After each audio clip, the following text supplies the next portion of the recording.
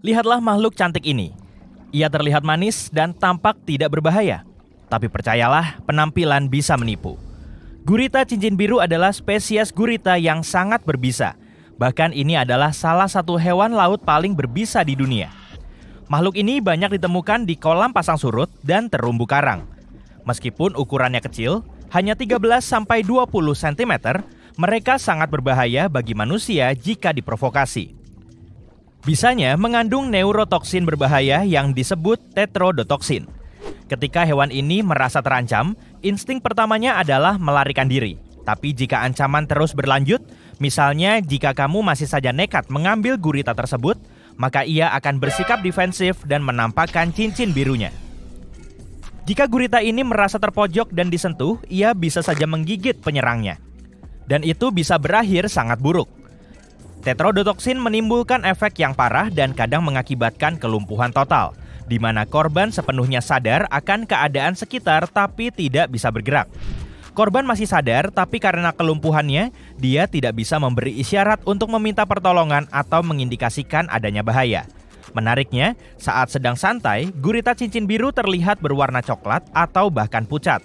Tapi begitu merasa terancam, gurita ini akan menampakkan pola psikedeliknya. Respon semacam itu disebut perilaku aposematis. Singkatnya, ini adalah saat seekor hewan memancarkan warna-warna cerah untuk memperingatkan hewan lain jika mereka menggigitnya.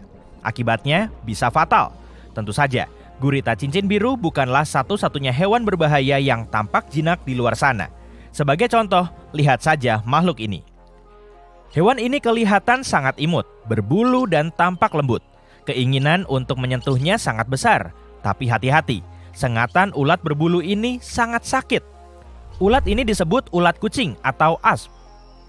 Di antara bulu-bulu indahnya terdapat duri-duri beracun dengan sel sengatan mirip ubur-ubur. Reaksi setiap orang terhadap racun ulat bulu berbeda-beda. Beberapa mungkin mengalami reaksi yang lebih parah dibanding yang lain. Ditambah lagi, tingkat keseriusan efeknya juga tergantung pada ketebalan kulit di area yang tersengat. Biasanya, sensasi tidak nyaman dan ruam akan hilang dalam beberapa jam atau kadang beberapa hari. Hewan berikutnya dalam daftar ini adalah katak panah beracun. Ada lebih dari 170 spesies katak ini dan uniknya tidak semuanya beracun.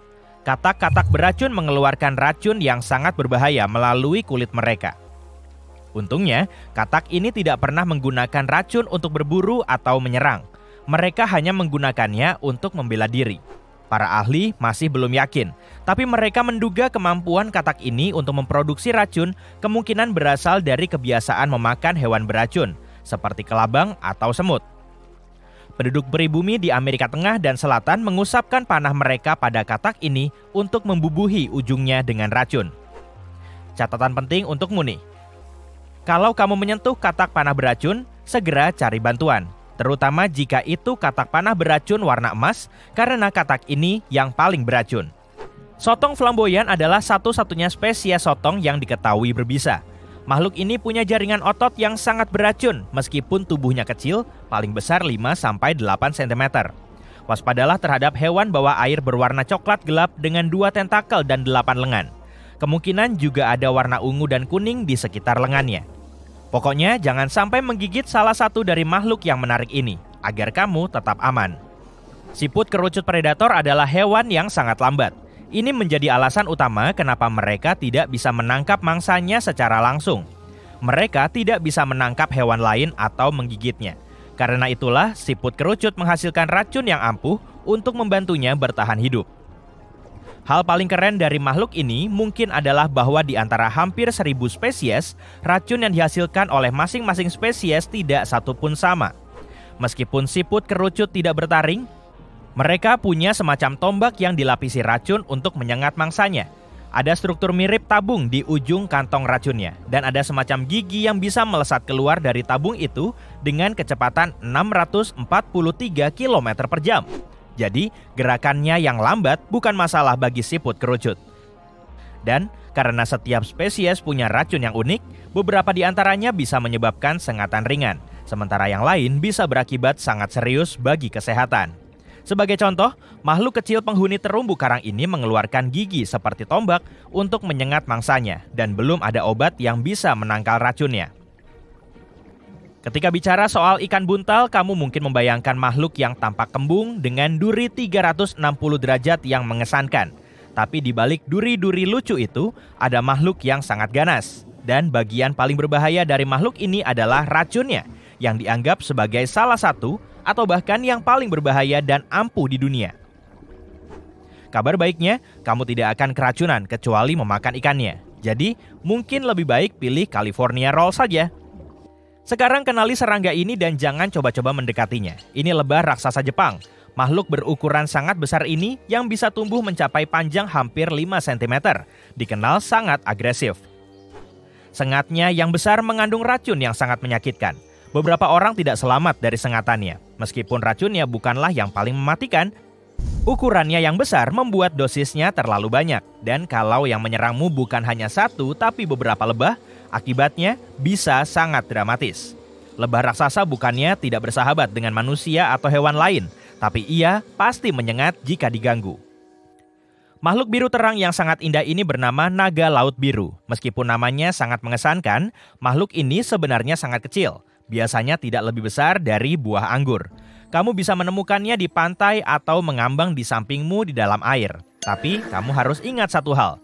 Betapapun cantiknya siput kecil ini, jangan pernah menyentuhnya.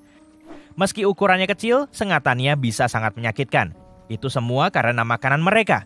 Makanan favorit mereka adalah ubur-ubur Portugis, yaitu ubur-ubur yang racunnya cukup kuat untuk melumpuhkan ikan-ikan kecil dan krustasea. Naga biru menggunakan lendir untuk menetralisir sel penyengat ubur-ubur itu. Kemudian mereka mencuri sel-sel ini dari tentakel ubur-ubur Portugis dan menyimpan serta memusatkannya di dalam jaringan mereka sendiri. Kemudian, mereka melepaskan sel-sel penyengat ini saat disentuh, yang membuat sengatannya lebih kuat, bahkan lebih kuat daripada sengatan ubur-ubur itu sendiri. Makhluk menakjubkan ini juga sangat cerdik. Meskipun penampilannya sangat cerah, mereka ahli dalam menyamar. Lihatlah, warna biru cerah itu sebenarnya adalah perut mereka. Dan saat berenang telentang, mereka akan menyatu dengan air. Sedangkan punggungnya berwarna abu-abu untuk menyamarkan diri di dasar laut. Ubur-ubur Irukandji yang ditemukan di Australia terlihat kecil dan jinak. Tapi penampilan bisa menipu dan hewan seukuran ibu jari manusia ini sebenarnya sangat berbahaya. Selama musim ubur-ubur yang berlangsung di November hingga Mei, banyak pantai yang ditutup karena makhluk kecil ini. Yang membuat ubur-ubur ini sangat berbahaya adalah ukurannya yang sangat kecil. Orang-orang seringkali tidak melihatnya saat berenang. Ubur-ubur kotak yang dinamai demikian karena bentuk tubuhnya, hidup di Samudra Hindia dan Pasifik. Menjauhlah kalau kamu melihat makhluk berlonceng kotak dan tentakel menjuntai panjang. Bahkan, meski kamu hanya menemukan satu tentakel yang terlepas, jangan mendekat atau menyentuhnya. Ubur-ubur kotak bisa tumbuh hingga 3 meter, dan setiap tentakelnya dilengkapi sekitar 500.000 jarum mikroskopis untuk menyuntikkan racun. Tidak seperti ubur-ubur lainnya, ubur-ubur kotak adalah pemburu. Mereka bisa mencengkeramu dengan melilitkan tentakel tipisnya di tubuhmu. Mengingat racunnya yang sangat berbahaya, ini tidak akan menjadi pengalaman yang menyenangkan.